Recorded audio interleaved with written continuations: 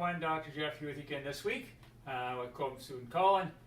We're back this week. Colin was kind of not feeling so well last week, so he stayed home and rested, but we're back this week. He's doing a little better, so glad to talk to you tonight. Today we're going to talk about golfer's elbow and tennis elbow. In medical terms, we call it lateral epicondylitis and medial epicondylitis. Just means one's on the outside and one's on the inside.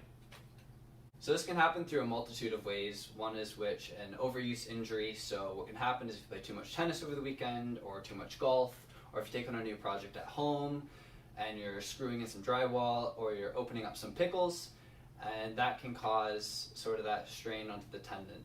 And another way is through vibration. So say you're playing tennis and you change the strings on your racket, that can cause different vibrations. Say you're playing golf and you change your ball out, that can cause different vibrations there. And even if you're using power tools or anything like that, that can cause vibration onto the tendon. And lastly, there's muscle strain. So if you fall or if you're lifting objects or squeezing objects, and that can cause some tendonitis, and that can lead to this condition. So there's the old way we used to treat this. Back in the day, we'd use some ultrasound and we'd put some IFC on it and get massage and things. And it could take quite a while. It could take months to get it better.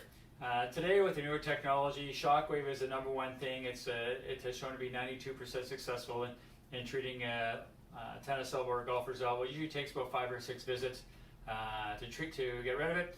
We also use laser, of course, to help with the cells and regenerate the cells much faster.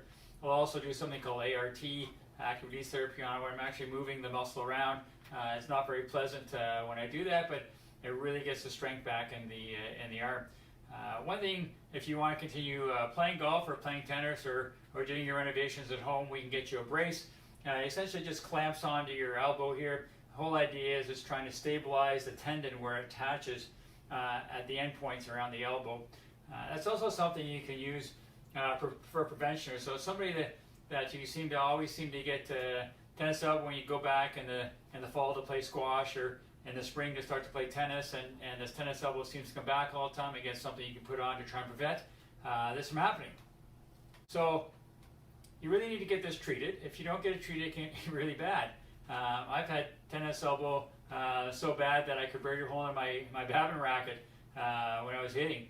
I've had people come in and they have to change cars with their spouse because they can't actually grip the shifter in their car, the gear shift in the car, or they can't even lift their Tim Hortons cup up. So if you start to feel like you're getting a bit of tennis elbow or a little bit of soreness on the outside or the inside of your elbow, make sure you get into it and get it treated as soon as you can, because if not, it can get so bad that life becomes miserable. So as always, if you like the video, give it a huge thumbs up. Feel free to follow us on YouTube, Instagram, and Facebook.